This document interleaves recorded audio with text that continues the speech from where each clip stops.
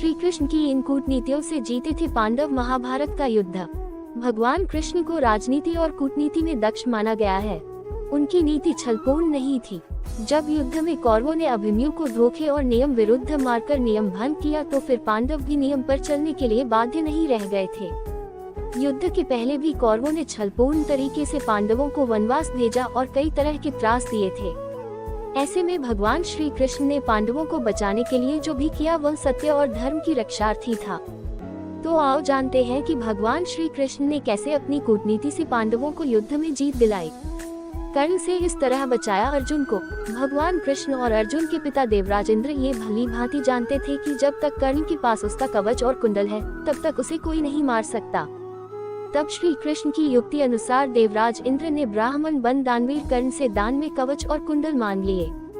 लेकिन कुछ मील जाकर इंद्र का रथ भूमि में धंस गया।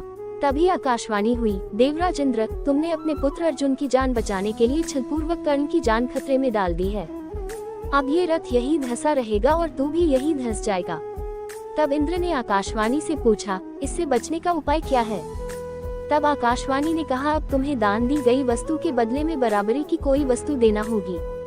तब इंद्र वे फिर से कर्ण के पास गए और उन्होंने कवच और कुंडल वापस देने का कहा, लेकिन कर्ण ने लेने से इनकार कर दिया।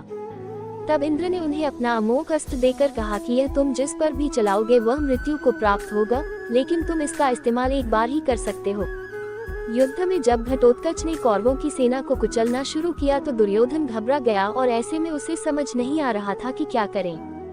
तब कृष्ण ने कर्ण से कहा कि आपके पास तो अमोघ अस्त्र से जिसके प्रयोग से कोई बच नहीं सकता, तो आप उसे क्यों नहीं चलाते? कर्ण कहने लगा, नहीं, ये अस्त्र तो मैंने अर्जुन के लिए बचा कर रखा है। तब श्री कृष्ण कहते हैं कि अर्जुन पर तो तुम तब चलाओगे जब ये कौरव सेना बचेगी, ये दुर्योधन बचेगा। जब ये सभी घटोत्कच के हाथों मारे जाएंगे तो फिर उस अस्त्र के चलाने का क्या फायदा? दुर्योधन को ये बात समझ में आती है और वह कर्ण से अमोघ अस्त्र चलाने की जिद करता है। कर्ण मजबूरन वह अमोघ अस्त्र घटोत्कच के ऊपर चला देता है। इस तरह भगवान श्री कृष्ण अर्जुन को बचा लेते हैं। दुर्योधन का शरीर नहीं बनने दिया वज्र का। यदि दुर्योधन का संपूर्ण शरीर वज्र के समान बन जाता तो फिर उसका कोई कुछ नहीं बिगाड़ सकता था। दरअसल दुर्योधन की माता गांधारी ने अपने पुत्र को अपने पास नग्न अवस्था में बुलाया था ताकि वह अपनी आंखों की तेज से अपने पुत्र का शरीर वज्र के समान कठोर कर दे। माता की आज्ञा का पालन करने के लिए दुर्योधन भी नग्न अवस्था में ही जा रहा था। तभी रास्ते में श्री कृष्ण ने दुर्योधन को रोककर कहा कि इस अवस्था में माता के सामने जाओगे तो तुम्हें शर्म नहीं आएगी? क्या ये पाप नहीं होगा? ये सुनकर दुर्योधन ने अपने पेट के नीचे जांघ वाले हिस्से पर केले का पत्ता लपेट लिया और इसी अवस्था में गांधारी के सामने पहुंच गया। गांधारी ने अपनी आंखों पर बंधी पट्टी खोलकर दुर्योधन के शरीर पर दिव्य दृष्टि डाली। इस दिव्य दृष्टि के प्रभाव से दुर्योधन की जांघ के अलावा पूरा शरीर लोहे के समान हो गया। युद्ध में भीम ने दुर्योधन की जांघ उखाड़ कर फेंक दी थी, जिसके चलते उसकी मृत्यु हो गई थी। श्री कृष्ण की नीति से भीष्म को मिली शर्षैया। महाभारत के युद्ध में भीष्म पितामह कौरवों की तरफ से सेनापति थे। भीष्म ने 8 दिन तक घोर युद्ध करते हुए पांडवों की सेना का मनोबल तोड़ दिया था। 9वें दिन भयंकर युद्ध हुआ, जिसके चलते भीष्म ने बहादुरी दिखाते हुए अर्जुन को घायल कर उनके रथ को जर्जर कर दिया। कृष्ण के लिए ये घोर चिंता का विषय था। 10वें दिन भीष्म द्वारा बड़े पैमाने पर पांडवों की सेना को मार देने से घबराए पांडव पक्ष में भय फैल जाता है। तब श्री कृष्ण को एक युक्ति समझ में आती है और कृष्ण के कहने पर पांडव भीष्म के सामने हाथ जोड़कर उनसे उनकी मृत्यु का उपाय पूछते हैं। भीष्म कुछ देर सोचने पर उपाय बता देते हैं। दरअसल भीष्म ने अपनी मृत्यु का रहस्य ये बताया था कि वे किसी नपुंसक व्यक्ति के समक्ष हथियार नहीं उठाएंगे। इसी दौरान उन्हें मारा जा सकता है। इस नीति की तरह युद्ध में भीष्म के सामने शिखंडी को उतारा जाता है और उसी दौरान भीष्म को अर्जुन तीरों से छेद देते हैं। वे कराहते हुए नीचे गिर पड़ते हैं और भीष्म बाणों की शर्षैया पर लेट जाते हैं। युद्ध में जयद्रथ का इस तरह वध करवाते हैं श्री कृष्ण। महाभारत युद्ध में जयद्रथ के कारण अकेला अभिमन्यु चक्रव्यूह में फंस गया था और दुर्योधन आदि योद्धाओं ने एक साथ मिलकर उसे मार दिया था। इस जघन्य अपराध के बाद अर्जुन प्रण लेते हैं कि अगले दिन सूर्यास्त से पहले जयद्रथ का वध नहीं कर पाया तो मैं स्वयं अग्नि समाधि ले लूंगा। इस प्रतिज्ञा से कौरवों में हर्ष व्याप्त हो जाता है और पांडवों में निराशा फैल जाती है। कौरव किसी भी प्रकार से जयद्रथ को सूर्यास्त तक बचाने और छुपाने में लग जाते हैं। जब काफी समय तक अर्जुन जयद्रथ तक नहीं पहुंच पाया तो श्री कृष्ण ने अपनी माया से सूर्य को कुछ देर के लिए छिपा दिया, जिससे ऐसा लगने लगा कि सूर्यास्त हो गया। सूर्यास्त समझकर जयद्रथ खुद ही अर्जुन के सामने हंसता हुआ घमंड से आ खड़ा होता है। तभी उसी समय सूर्य पुनः निकल आता है और अर्जुन तुरंत ही जयद्रथ का वध कर देता है। श्री कृष्ण ने द्रोण का वध भी कूटनीति से करवाया। भीष्म के शरशैया पर लेटने के बाद 11वें दिन के युद्ध में कर्ण के कहने पर द्रोण सेनापति बनकर युद्ध में कोहराम मचा देते हैं। अश्वत्थामा और उसने पिता द्रोण की संहारक शक्ति के बढ़ते जाने से पांडवों के खेमे में दहशत फैल जाती है। पांडवों की हार को देखकर श्री कृष्ण ने युधिष्ठिर से भेद का सहारा लेने को कहते हैं। इस योजना के तहत युद्ध में ये बात फैला दी गई कि अश्वत्थामा मारा गया, लेकिन युधिष्ठिर झूठ बोलने को तैयार नहीं थे। तब अवंतिराज के अश्वत्थामा नामक हाथी का भीम द्वारा वध कर दिया गया। इसके बाद युद्ध में ये बात फैला दी गई कि अश्वत्थामा मारा गया।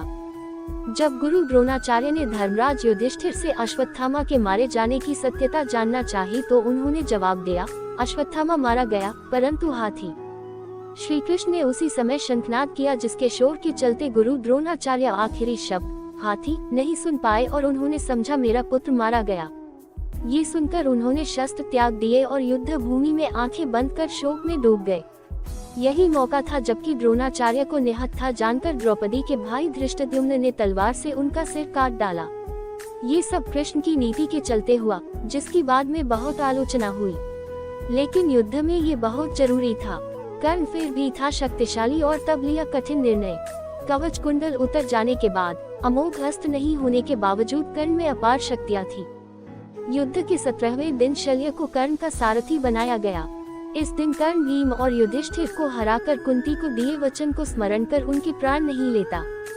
बाद में वह अर्जुन से युद्ध करने लग जाता है। कर्ण तथा अर्जुन के मध्य भयंकर युद्ध होता है। तभी अचानक कर्ण के रथ का पहिया भूमि में धंस जाता है।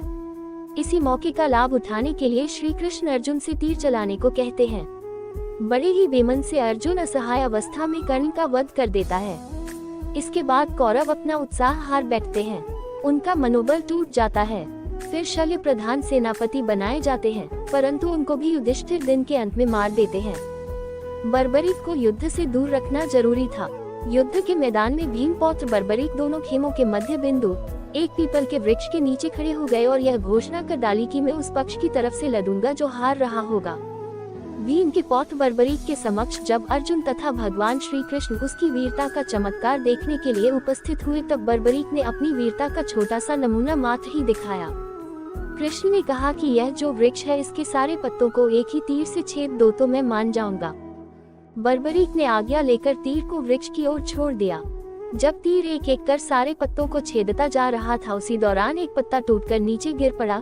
कृष्ण ने उस पत्ते पर यह सोचकर पैर रखकर उसे छुपा लिया कि यह छेद होने से बच जाएगा, लेकिन सभी पत्तों को छेदता हुआ वह तीर कृष्ण के पैरों के पास आकर रुक गया। तब बर्बरीक ने कहा, प्रभु आपके पैर के नीचे एक पत्ता दबा है, कृपया पैर हटा लीजिए, क्योंकि मैंने तीर को सिर्फ पत्तों को छेदने की आज्ञा दे रखी है, आपके पैर को छेदने की नहीं। अगर आपको मेरी यह कहानी अच्छी लगी हो तो प्लीज मेरे चैनल को सब्सक्राइब, लाइक और शेयर कर देना और बेल आइकन को प्रेस कर देना। धन्यवाद।